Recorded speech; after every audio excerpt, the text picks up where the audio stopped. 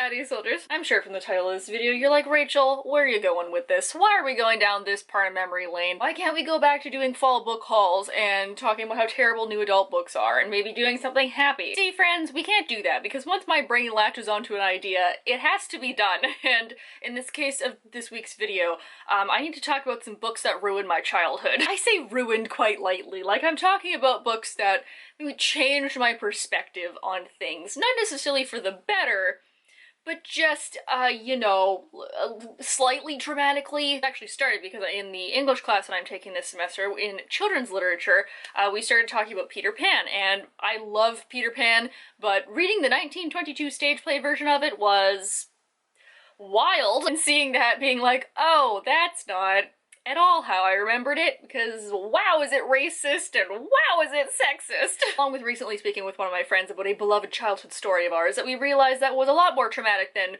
maybe we had remembered it being. I would like to talk about 6 books that maybe just sprinkled a little bit of trauma onto my literary experiences growing up. First one I want to talk about is why I feel a lot of people can find camaraderie in being very sad over this book at a young age, and that is The Velveteen Rabbit by Marjorie Williams. Is that right? God, I remember being probably like 4 or 5 and actually having this book read to me and then reading it again by myself when I was like 6 or 7 or something, and just being like pretty traumatized for a 7-year-old over this. And actually when I went and looked this up for this video, I realized that it actually has a happy ending.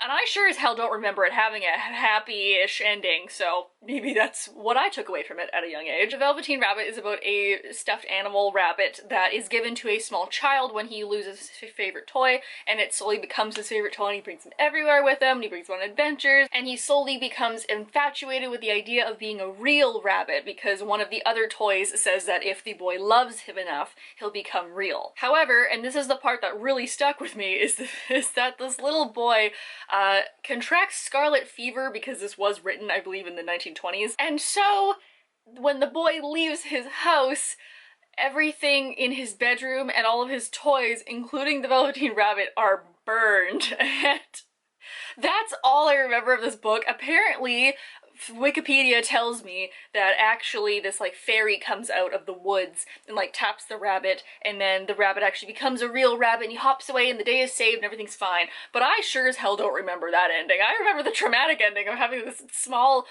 maybe somewhat sentient stuffed animal be burned alive. So yeah, that's the first slightly traumatic childhood memory that I brought up for this video. Oh yes, I've also decided that I'm going to go chronologically. So that first one was when I was like 6 or 7. This one is from when I was probably like 8 or 9, so that would have been like 3rd grade possibly. And that is a book that left a very large impression with me for a very long time, which is Sadako and the Thousand Paper Cranes by Eleanor Cour. Yeah, if you have any idea what this book is, I'm sure you know where I'm going. We're set up right away with this being an epic tragedy about this girl who is sick and she's in the hospital and she hears this legend that if you fold 1,000 paper cranes, it will grant you a wish, and so she's folding them in hopes that when she reaches 1,000 that she can wish to be better. But then you find out that this is the 1950s Japan and she is sick from radiation poisoning from one of the atomic bombs that was dropped. So yeah, there's a lot of intense emotion. A lot of it takes place in the hospital that she's in as she's slowly deteriorating in health, which is what every child at the age of 8 years old wants to read about, of course. And the end of the story is this very sad emotional ending where it ends up that she only folded 644 of her 1,000, so she never got the wish to be able to be better before she died. Oh, okay. No, we're not getting emotional. We're not. No, everything's fine. This is why. Again, upon doing research for this video, I found out that this is false, actually, and so that was a fictionalization because this is based on a true story of a girl named Sadako. Apparently her brother told the media that she actually folded over 1,000, that some of the cranes that she folded have been, donated to museums and like peace memorials around the world. Upon reading more about this, I'm like, oh my gosh, that's actually like so sweet and so sad. But I also remember being 9 years old and crying my eyes out over this, like I have done many times in the past decades of my life. But this is the first one that I really remember doing that for. And oh boy, here is another one that I did cry my eyes out over. I think I was also maybe, oh no, a little bit older, maybe like 11 or so, 11, 12.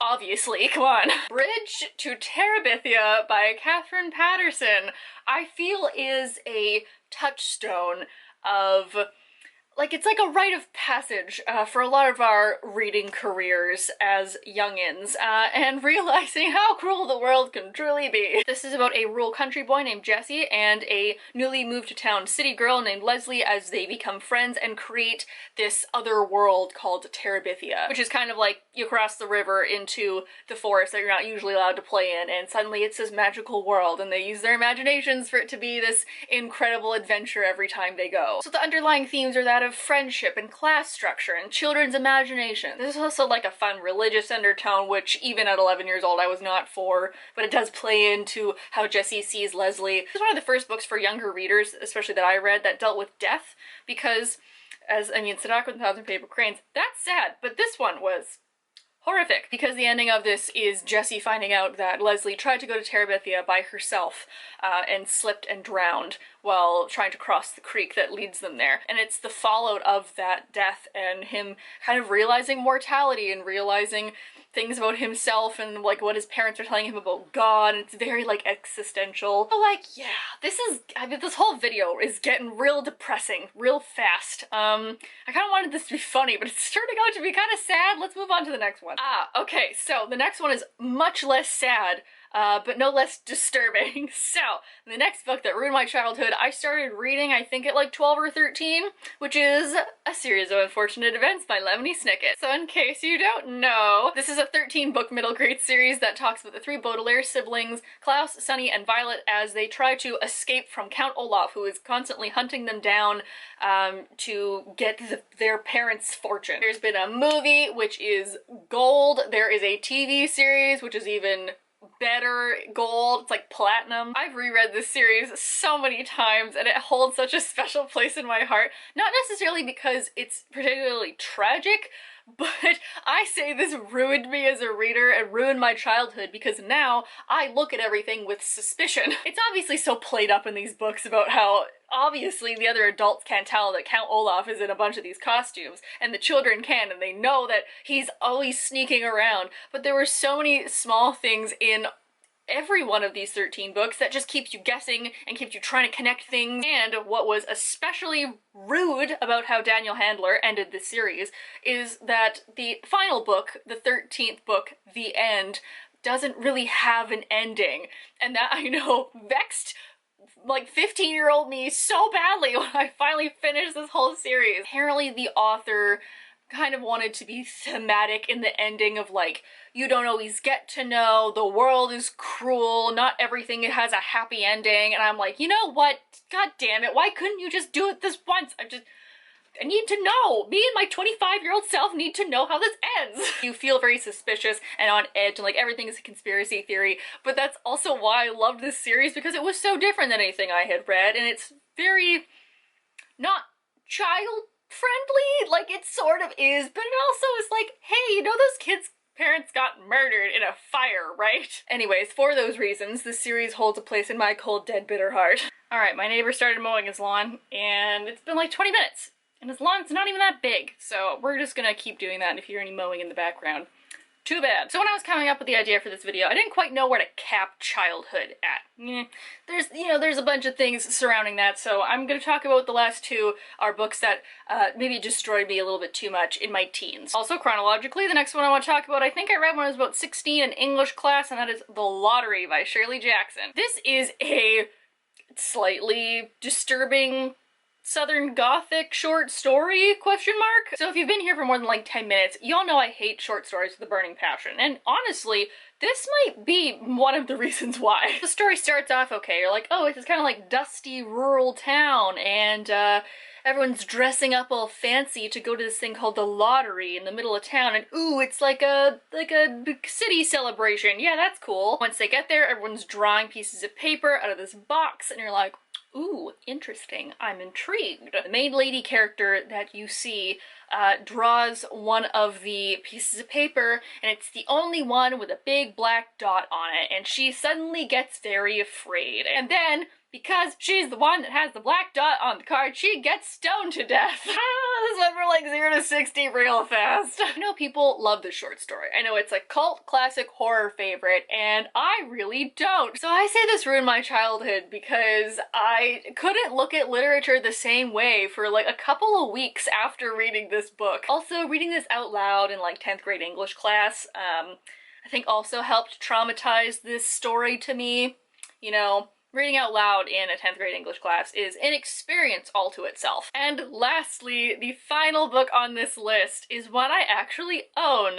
Hey Rachel, why do you own a copy of a book that ruined your life? Well, it's because I also loved it, and this is, I think, where I wanted this video to originally go. I was like, ooh, stories that like ruin the way that I look at books and how I can never look at them the same way again because it just struck a chord so deep within me. But then we kind of veered off the rails and went into like what traumatized me as a child. I also feel like this is a good way to cap this video on childhood because this book came out in 2013, which was the year that I graduated high school and like actually turned 18, like became an adult. Welcome to adulthood, here's some literary trauma. The book that I'm talking about is one that I have let myself read multiple times, been traumatized multiple times, still love it, can't quit going back, and that is Clockwork Princess by Cassandra Clare. Was I doing the like full body, chest contracting, heaving sobs over the ending of this book? Yes. Was it because I finished this book at 4 a.m.? Possibly also yes. I reread this book at the beginning of this year, and you know what? It still tracks. I still was very traumatized, very upset, and still feeling so many emotions that I love. I love this book so much. It's just so many things about like connection and love and like sacrifice and all those beautiful things all wrapped up in magic and like a world that I loved. Everything about this book is perfect. You cannot convince me otherwise. I realize we are in an abusive relationship dynamic, and you know what? It's going rather well for us. So there you have it. There are 6 books that effectively ruined my childhood reading experiences. I don't think I'm necessarily mad at any of them for doing so, because they were all quite formative steps in my reading journey, and I do continue to enjoy books that ruin me emotionally or give me that good mind fuck every once in a while. Library at Mount Charm, speaking of you. Honestly, even just Googling these books to like make sure I got the plot lines right was like, I was having flashbacks. I haven't reread these books, except for Clockwork Princess, since I first read them, because that's how much like that's how much my brain associates that book with like, gonna put that over there and we're never speaking about it again. Now I know that I am very intrigued, so if you would like, please leave down below some books that also ruined your childhood, or maybe a book or two that made you think differently about the world as you were growing up. Some of my friends have told me like, oh, I was traumatized when I was a kid because I watched a horror movie when I was way too young, and it's like, thankfully none of the books on this list are that kind of book that I read too young. They're just like trauma appropriate for the age group. You know where to click to like the video, you know where to click to subscribe. I hope you guys are all having a nice day wherever you are, and I will see you all next week. Bye!